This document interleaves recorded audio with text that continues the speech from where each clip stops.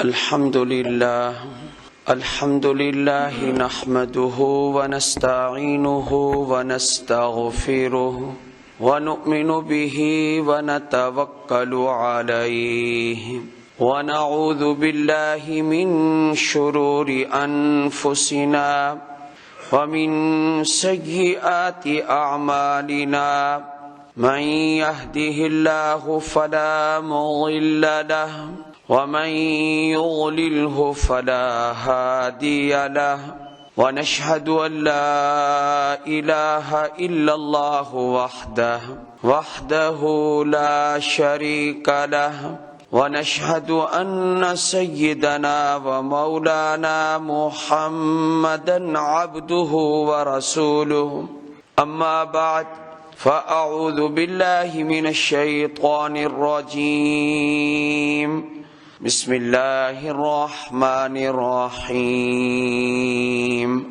وما ربك بظلام للعبيد قال النبي صلى الله عليه وسلم الظلم ظلمات يوم القيامة صدق الله العظيم وصدق رسوله النبي الكريم اللهم صل على محمد وعلى آل محمد كما صليت على إبراهيم وعلى آل إبراهيم إنك حميد مجيد اللهم بارك على محمد وعلى آل محمد كما باركت على إبراهيم وعلى آل إبراهيم إنك حميد مجيد۔ اس دنیا میں اعمال کے اعتبار سے سب سے خطرناک عمل ظلم ہے۔ عقائد میں بھی سب سے برا عقیدہ، اس کو بھی قرآن کریم نے ظلم کہا ہے۔ ان الشرک لظلم عظیم۔ عقائد کے اعتبار سے، عقیدے کے اعتبار سے شرک بہت بڑا ظلم ہے، اور اعمال کے اعتبار سے اگر دیکھا جائے تو ظلم انسان کو عذاب کی اس حد تک پہنچا دیتا ہے کہ انسان سوچ نہیں سکتا۔ ظلم کی شکلیں، صورتیں مختلف ہیں۔ ظلم کی ایک شکل یہ ہے کہ آدمی کسی سے قرض لے اور واپسی کرنے میں ٹال مٹول کرے۔ نبی کریم صلی اللہ علیہ وآلہ وسلم کا ارشاد گرامی ہے مطل الغنی ظلم۔ مالدار آدمی قرضہ لے کر اس کے پاس اب اتنے پیسے آ گئے ہیں، وہ نہیں دے رہا، واپس نہیں کر رہا جس سے قرض لیا ہے، تو اس کا ٹال مٹول کرنا، نبی اکرم صلی اللہ علیہ وآلہ وسلم نے فرمایا ظلم۔ جو آدمی قرض واپس کر سکتا ہے اور واپس نہیں کر رہا، اس کا یہ ٹال مٹول کرنا ظلم ہے۔ اور ظلم کی ایک اور صورت بھی ہے۔ ایک آدمی نے کسی کی زمین دبا لی تو آن حضرت صلی اللہ علیہ وآلہ وسلم نے ارشاد فرمایا من اخذ شبرا من الارض، ایک بالشت بھی اگر کسی نے زمین کسی کی دبائی، ایک بالشت عام طور پر دباتے نہیں ہیں، یہ آپ صلی اللہ علیہ وسلم نے سمجھایا ہے، دبانے والے زمین زیادہ دباتے اکثر، تو ایک بالشت بھی اگر کسی نے کسی کی زمین دبائی تو فرمایا کہ زمین کے اوپر سے لے کر 7 زمینوں تک وہ ٹکڑا کاٹ کے قیامت کے دن اس کے گلے میں ڈالا جائے گا۔ اب اگر کسی نے ایک مرلہ کسی کا دبایا ہے، 7 زمینوں تک اس کو وہ اٹھانا پڑے گا قیامت کے دن۔ اگر کسی نے کسی کا ایک مربع ہتھیایا ہوا ہے، اس کو وہ سارا کا سارا وہ دینا پڑے گا، اور قیامت کے دن کیا ہوگا؟ اللہ اس کو یہ سزا دے گا کہ اس ٹکڑے کو اب اٹھا، اور ظاہر ہے اتنا بڑا بوجھ کون اٹھا سکتا ہے؟ اس بوجھ کے نیچے اللہ اس کو دبا دے گا۔ دنیا میں کیا کچھ نہیں ہو رہا، قبضہ گروپ ہے، رشتہ داروں کی زمین دبائی ہوئی ہے، اور خوش پھر رہا ہے بندہ۔ کیا جو کام میں نے کیا عقل مندی کا، یہ تو کسی نے نہیں کیا، عقل مند بھی بن کے پھر رہا ہے، اپنے آپ کو سمجھتا میں عقل مند ہوں، اور یہ پتہ نہیں ہے کہ کتنی بڑی سزا اس کے لیے تیار ہو چکی ہے، کتنی بڑی سزا ہے۔ من اخذ شبرا من الارض۔ ظلم کی اور بھی صورتیں ہیں۔ ایک صحابی حاضر خدمت ہوئے اور کہنے لگے اے اللہ کے رسول صلی اللہ علیہ وآلہ وسلم، میری ایک لونڈی ہے، مجھے ایک بات پہ غصہ آیا ہے، میں نے اس کو تھپڑ مار دیا، ایک لونڈی میں نے اس کو تھپڑ مار دیا۔ صحابی رسول ہیں حضرت عبداللہ بن رواحہ رضی اللہ تعالیٰ عنہ۔ حضرت عبداللہ بن رواحہ نے آ کر پوچھا، اب میں نے اس کو تھپڑ تو مارا ہے لیکن اس کا کیا ازالہ ہے؟ اب مجھے بڑی فکر ہے کہ میں نے اس کو تھپڑ مار دیا ہے۔ آپ علیہ الصلوۃ والسلام نے فرمایا اس لونڈی کو یہاں لاؤ۔ لونڈی آئی تو آپ علیہ الصلوۃ والسلام نے اس سے پوچھا اللہ کہاں ہے؟ تو اس نے ایسے یوں اشارہ کیا۔ اور میں کون ہوں؟ تو اس نے کہا آپ اللہ کے رسول ہیں صلی اللہ علیہ وآلہ وسلم۔ تو آپ صلی اللہ علیہ وسلم کی زبان مبارک سے یہ صادر ہوا، یہ تو مومنہ ہے، یہ لونڈی تو مومنہ ہے، تو نے اس کو مار دیا، یہ ایمان والی لونڈی کو تو نے مار دیا۔ تو کہا جی اب میں اس کے بارے میں کیا کر سکتا ہوں، مجھ سے خطا ہو گئی، غلطی ہو گئی۔ تو آپ علیہ الصلوۃ والسلام کے سامنے اس صحابی نے کہا جی اس لونڈی کو میں اللہ کی رضا کے لیے آزاد کرتا ہوں، اس لیے ظلم ہے، اور جس کے دل میں تھوڑا سا خوف خدا ہے وہ کبھی ظلم نہیں کرے گا، کسی پر زیادتی نہیں کرے گا۔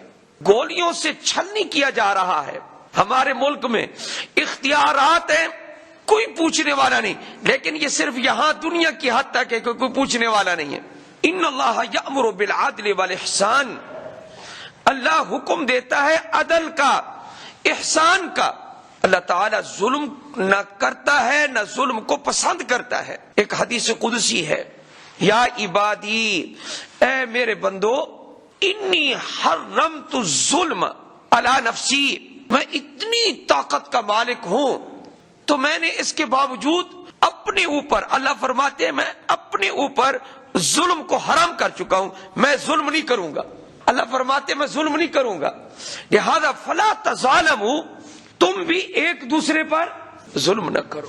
چند دنوں کے لیے کوئی عہدہ مل گیا، کوئی طاقت مل گئی، کچھ مل گیا، اور غریبوں کو، ناتواں لوگوں کو ہمارے اس ملک میں اور بلکہ پوری دنیا میں قتل و غارت اتنا جو ہوا ہے، شام میں ہوا، فلسطین میں ہوا، باقی ملکوں میں ہوا، اور انفرادی واقعات، اجتماعی واقعات، آپ یہ سوچیں کہ یہ ظلم صرف اگر کوئی دبائے گا بھی صحیح تو صرف اس دنیا میں چند دن کے لیے دب جائے گا، لیکن قیامت کے دن کیا بنے گا؟ حدیث سنیے، الظلم ظلمات یوم القیامہ، جو آدمی ظلم کرے گا، ایک ظلم قیامت کے دن کئی اندھیروں کا سبب بنے گا۔ اندھیروں میں انسان کو وقت گزارنا پڑے گا، قبر اندھیری، آخرت اندھیری، حشر اندھیرا، سب کچھ اندھیرا۔ الظلم ظلمات یوم القیامہ، اس لیے یاد رکھیں کسی بلا قصور آدمی کو گرفت کرنے سے پہلے، مارنے سے پہلے، سزا سے پہلے آپ یہ بھی یاد رکھیں، اللہ تعالیٰ نے قرآن کریم میں ایک آیت میں یوں ارشاد فرمایا، الرجال قوامون علی النساء، ہم نے مردوں کو عورتوں پہ حاکم بنایا، عورت کو چاہیے اطاعت کرے۔ پھر فرمایا کہ اگر وہ عورت، اس سے تمہیں معلوم ہو کہ یہ نافرمان ہونے لگی ہے تو اس کو فاعظوہن، نصیحت کرو، اگر پھر بھی نہ مانے فرمایا واہجروہن فی المضاجع، بستر الگ کر دو ان کا۔ یہ قرآن کریم نے دوسرا نمبر ذکر کیا۔ تیسرا نمبر یہ ذکر کیا، فرمایا اگر بہت زیادہ بد دماغ ہو جائے فرمایا واضربوہن، ان کو تم ضرب لگا سکتے ہو، لیکن تمام مفسرین نے لکھا غیر مبرحین، یہ ایسی ضرب نہ لگانا، نہ مارنا ان کو کہ نشان چھوڑ جائے، یہ حرام ہے، اور چہرے پر مارنا بھی حرام ہے۔ لیکن اس آیت کے آخر میں چلتے چلتے اللہ تعالیٰ کیا ارشاد فرماتے ہیں؟ اللہ تعالیٰ ارشاد فرماتے ہیں یہ یاد رکھنا اگر وہ تمہاری اطاعت اور فرما برداری کریں تو بہانے بنا بنا کر ان کو مارنا پیٹنا نہیں ہے تم نے، اس لیے کہ ہم نے تمہیں حاکم بنایا ہے۔ لیکن یہ بھی یاد رکھو ان اللہ کان علیٰ کبیرہ، تم اگر حاکم بنے ہوئے ہو تو تمہارے اوپر بھی کوئی ذات موجود ہے، جو کسی پر ظلم کرے گا اللہ تعالیٰ اس کو دیکھ رہا ہے، اس کی گرفت کرے گا۔ بیوی پر بھی آپ ظلم نہ کریں، آپ اپنے ماتحتوں پر بھی ظلم نہ کریں، آپ اپنے نوکروں پر بھی ظلم نہ کریں، آپ اپنے محلے کے لوگوں پر بھی ظلم نہ کریں۔ یہ کیا ہوتا ہے؟ یہ عہدہ یا یہ حیثیت، یہ دنیاوی نہ، اگر اللہ آپ کو کوئی نعمت دیتا ہے، اس نعمت کا شکر یہ ہے آپ میں پہلے سے زیادہ تواضع بڑھ جائے، عاجزی پہلے سے زیادہ بڑھ جائے. یہ چیز ہے اصل. ایک محلے کی بات ہے کہ نوجوان کہہ رہے ہوں کیا یہ آج کل منہ پھلا کے پھر رہا ہے. آپ کو پتا ہے کہ منہ پھلانا، ولا تصعر خدک للناس ولا تمشی فی الارض مرحا، منہ پھلانا لوگوں کے لیے اس طریقے سے جا رہا ہے. لوگ ایسے بندے کو ناپسند کرتے، اللہ ایسے بندے کی نفرت دلوں میں ڈال دیتا ہے. یہ محبت اور نفرت یہ کسی اور چیز سے پیدا نہیں ہوتی، یہ محبت من جانب اللہ ہے. اگر کوئی یہ سوچے کہ میری فلاں چیز کی وجہ سے لوگ محبت کرتے ہیں، یہ غلط ہے. اللہ تعالیٰ جب بندے کو محبوب بناتا ہے تو اس کے بارے میں حدیث قدسی ہے، فرمایا کہ اللہ جبریل علیہ السلام کو کہتے ہیں فلاں بندے سے میری محبت ہے، میں نے اس سے محبت کی ہے، تو بھی محبت کر. جبریل کہتا ہے میں نے محبت کی اس سے.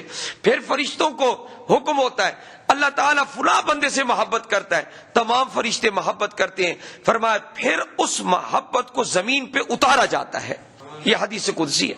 کوئی بندہ یہ کہے کیا کہ میں فلاں یہ وہ، ان چیزوں سے کچھ نہیں بنتا. نعمت ملے، عہدہ ملے، کوئی چیز ملے، آپ کے اندر تواضع بڑھنی چاہیے، نہ کہ ظلم اور زیادتی انسان کو بہت خراب کرتی ہے.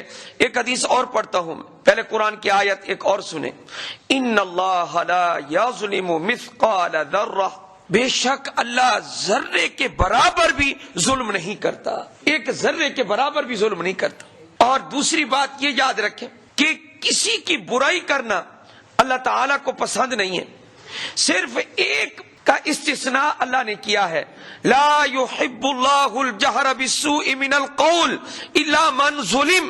بری بات کسی کے بارے میں اونچی نہ کہو، لوگوں کے سامنے مت بولو. ہاں الا من ظلم، جو مظلوم ہے وہ اپنے ظلم کو، یہ اپنے اوپر کیے ہوئے ظلم کو بیان کر سکتا ہے. اللہ تعالیٰ یہ فرماتے الا من ظلم، مظلوم اپنے اوپر کیے ہوئے ظلم کو اگر بیان کرے اور ظالم کی شکایت کرے، ظالم کی غیبت بھی کرے، تب بھی علماء نے لکھا ہے جائز ہے، کیونکہ ظالم ہے. تو ظالم کے ظلم کو آشکارا کرنے کی، واضح کرنے کی اللہ نے اجازت دی ہے. اس لیے اپنے اوپر خود آپ نظر ڈالیں اور اپنا محاسبہ کریں.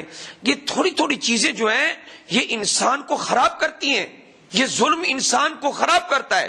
آپ اپنے بچوں پہ ظلم نہ کریں، آپ اپنے دوستوں پہ ظلم نہ کریں، آپ اپنی بیوی پہ ظلم نہ کریں، آپ اپنے رشتہ داروں سے ظلم کے ساتھ پیش نہ آئیں. شریعت ان چیزوں سے منع کرتی ہے. ایک مرتبہ آن حضرت صلی اللہ علیہ وآلہ وسلم نے ارشاد فرمایا، اے میرے صحابہ مجھے بتاؤ من المفلس، او کما قال صلی اللہ علیہ وآلہ وسلم، مفلس کون ہے؟ تو صحابہ نے عرض کی مفلس وہ ہے جس کے پاس نہ درہم ہو نہ دینار ہو، پیسے اس کے پاس نہ ہو، وہ مفلس ہے. تو آپ علیہ الصلوۃ والسلام نے ارشاد فرمایا میں تمہیں بتاؤں کہ بڑا مفلس کون ہے. قیامت کے دن یاتی بصلاۃ وصیام وزکات، یہ روزہ بھی لائے گا، نماز بھی لائے گا، زکوٰۃ بھی لائے گا، بڑے نیک اعمال اس نے کیے ہوئے ہوں گے، نوافل ہر چیز اس کی ہوگی، تسبیحات ہر چیز، نیک اعمال کا انبار ہوگا اس کے پاس. لیکن ہوگا کیا؟ فرمایا کہ اس نے کیا ہوگا کہ ظلم ھذا، اس نے اس پر ظلم کیا ہوگا، شتم ھذا، اس کو گالی دی ہوگی، وقذف ھذا، اس پر تہمت لگائی ہوگی، واکل مال ھذا، اور فلاں آدمی کا مال اس نے کھایا ہوگا. وہ آ جائیں گے اور کہیں گے پروردگار اس نے مجھے گالی دی تھی، پروردگار اس نے مجھے مارا تھا، اے میرے پروردگار اس نے مجھے تہمت لگائی تھی، اس نے مجھے برا بھلا کہا تھا. اللہ تعالیٰ فرشتوں کو کہے گا کہ اس بندے کی نیکیاں ان کو دو، اہل حقوق کو دو، ان کو دو. تم اب نمازیں اس کی جا رہی ہیں کن لوگوں کے پاس؟ جن کو اس نے گالی دی ہے، جن کو ضرب ھذا، تھپڑ مارا بلا وجہ، گالی دی، تہمت لگائی، وہ نیکیاں بندے کی ادھر جا رہی ہیں. اور جب یہ خالی ہو جائے گا تو اللہ تعالیٰ فرمائیں گے دیکھو کوئی اور نیکی ہے اس کی؟ فرشتے کہیں گے نیکیاں ختم، اور حقوق والے ابھی موجود ہیں. فرمایا پھر یوں کرو کہ جنہوں نے اس سے حق لینا ہے اور اس نے ظلم کیا جی تو اس کے پاس نیکیاں ہو گئی ہیں ختم، اب ان کی برائیاں اس کے اوپر ڈال دو۔ مشکات جلد ثانی میں روایت موجود ہے، حضرت صلی اللہ علیہ وآلہ وسلم کا فرمان عالی ہے، ان کی برائیاں اس کے اوپر کیا کر دو، ڈال دو۔ جب وہ برائیاں جی ان لوگوں کی اس شخص پر ڈالی جائیں گی تو اب وہ جو انبار لے کر آیا تھا نیکیوں کا، اس کے اوپر کیا موجود ہے؟ اب گناہوں کے علاوہ، برائیوں کے علاوہ اور کچھ نہیں ہے۔ آگے حدیث کا اختتام ہے، ثم طرح فی النار، فرمایا پھر اس کو اٹھا کے جہنم میں پھینک دیا جائے گا۔ کس کی وجہ سے؟ آج کس قدر ہم مزے سے گالی دے دیتے ہیں، اور ایک تو ہمارا بہترین ایک مشغلہ بنا ہوا ہے، کیا؟ ہاں میں اس کو جانتا ہوں، تجھے اس لیے پیدا کیا اللہ تعالیٰ نے کہ لوگوں کے عیوب تلاش کر تو۔ وہ کہتے ہیں نا کیا کہ آپ ہمیشہ یہ دیکھیں کہ جو مکھی ہوتی ہے یہ گندی چیز پہ بیٹھا کرتی ہے، تو یہ مکھی کی عادت ہے، مکھیوں کی عادت ہے عیوب تلاش کرنا، اس لیے پھر ان کو اپنے گمان کو پھر یقین کی صورت دے کر فیصلے صادر کر دینا۔ کس قدر بری بات ہے۔ ہاں جی، کیا میں نے دیکھا تھا فلاں سے فلاں عورت فلاں کا بندے کے قریب سے گزر رہی تھی، اس نے اس کو سلام کیا، معلوم ہوتا ہے ان کے کوئی تعلقات ہیں۔ ہمارا کیا ہے؟ ہمارا کیا ہے؟ جائے کوئی کہیں جاتا ہے، ہم کیا کریں؟ اس لیے اگر ہم نے تہمت لگا دی، قذف ھذا، اس نے اس کو تہمت لگائی ہے، ہم کو ٹھیکیدار ہیں، ہم کو ذمہ دار ہیں کہ منہ سے برا بھلا کہیں۔ جب اعراض کا یہ حال ہے کہ کسی کی عزت کو پامال تم نہیں کر سکتے، تو تم نے جان کو اگر پامال کر دیا، کسی نے کسی کو قتل کر دیا، کتنا بڑا گناہ ہے۔ اور قتل کی سزا کے بارے میں نبی اکرم صلی اللہ علیہ وآلہ وسلم نے ارشاد فرمایا، اگر کسی نے کسی کو ظلماً قتل کیا، فرمایا ہر گناہ کرنے والا وہ اللہ کی رحمت سے نہ پر امید رہتا ہے، مجھ سے یہ گناہ ہو گیا میں معافی مانگوں گا، میرا رب مجھے معاف کر دے۔ ایک گناہ قتل والا ایسا ہے جب بندہ کر چکتا ہے، بے کر لیتا ہے، تو فرمایا یہ بندہ نا اللہ کی رحمت سے ہی مایوس ہو جاتا ہے کہ میری بخشش نہیں ہوگی۔ اب قتل یہ گندی تاثیر ہے، اور آپ قرآن کریم کی یہ آیت سنتے رہتے ہیں، فرمایا کہ جس نے ایک جان کو قتل کیا اس نے پوری انسانیت کو قتل کیا۔ ومن احیاها فکأنما احیا الناس جميعا، اور جس نے ایک جان کو بچایا اس نے سارے جہان کی جانوں کی حفاظت کی، اللہ اس کو اتنا اجر عطا فرماتا۔ اور ایک مختصر حدیث آخر میں بیان کرتا جاؤں، لَتَؤُدُّنَّ الْحُقُوقَ إِلَىٰ أَهْلِهَا يَوْمَ الْقِيَامَةِ حَتَّى يُقَادَ مِنَ الْجَلْحَاءِ مِنَ الْقَرْنَاءِ۔ نبی اکرم صلی اللہ علیہ وآلہ وسلم نے ارشاد فرمایا، میں تمہیں آگاہ کر رہا ہوں کہ میری بات پہ پورا یقین کرو کہ قیامت کا دن ہوگا، تم ضرور بضرور لوگوں کے حقوق ادا کرو گے، قیامت کے دن تمہیں کرنے پڑیں گے۔ یہ کس نے ارشاد فرمایا؟ اس لیے اگر چلاکی سے کسی کا مال کھانا ہے تو پہلے سوچ لیں کہ مرنا بھی ہے، حساب بھی دینا ہے، یہ پہلے سوچ لیں، برداشت ہے ہمارے اندر، قوت ہے۔ لَتَؤُدُّنَّ الْحُقُوقَ إِلَىٰ أَهْلِهَا يَوْمَ الْقِيَامَةِ، قیامت کے دن حقوق کی ادائیگی تمہیں ضرور کرنی پڑے گی۔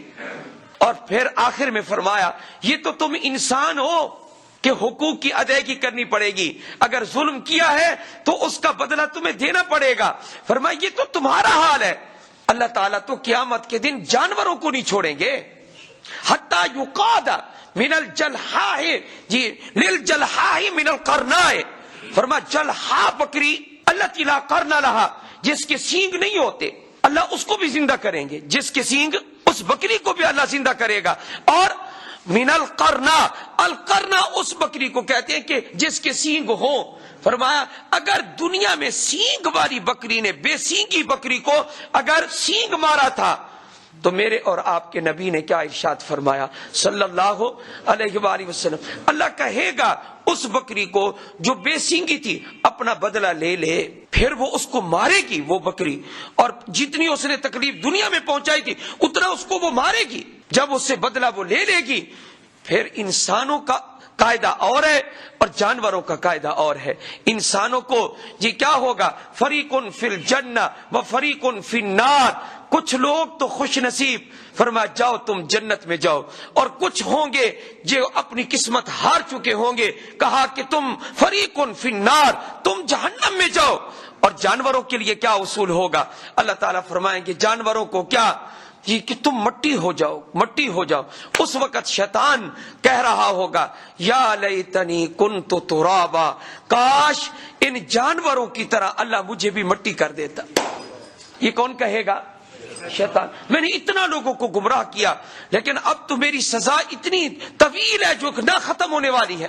لَأَمْلَأَنَّ جَهَنَّمَ مِنَ الْجِنَّةِ وَالنَّاسِ أَجْمَعِينَ. دیکھو تو صحیح کہ کسی پر، میں نے ایک بزرگ کا قول سنا تھا، کسی پر ظلم کر کے نہ مرو، مظلوم بن کے مرو. اگر کسی نے آپ کا پیسہ دبا لیا، کسی نے آپ کو گالی دے دی، کسی نے آپ کو تھپڑ مار دیا، کچھ کر دیا، اگر آپ نے صبر کر لیا اس کی خیر نہیں ہے، آپ کا صبر اس کی خیر نہیں ہے. آپ نے حدیث نہیں سنی؟ اتق دعوت المظلوم، بد دعا جی بچ تو کس کی آہ سے؟ مظلوم کی آہ سے بچو. فإنه ليس بينها وبين الله حجاب. فرمایا اس کے درمیان، اس کی آہ کے درمیان، بد دعا کے درمیان اور اللہ کے درمیان میں کوئی پردہ نہیں ہے. اس لیے بچو، آہ سے بچو، ظلم نہ کرو.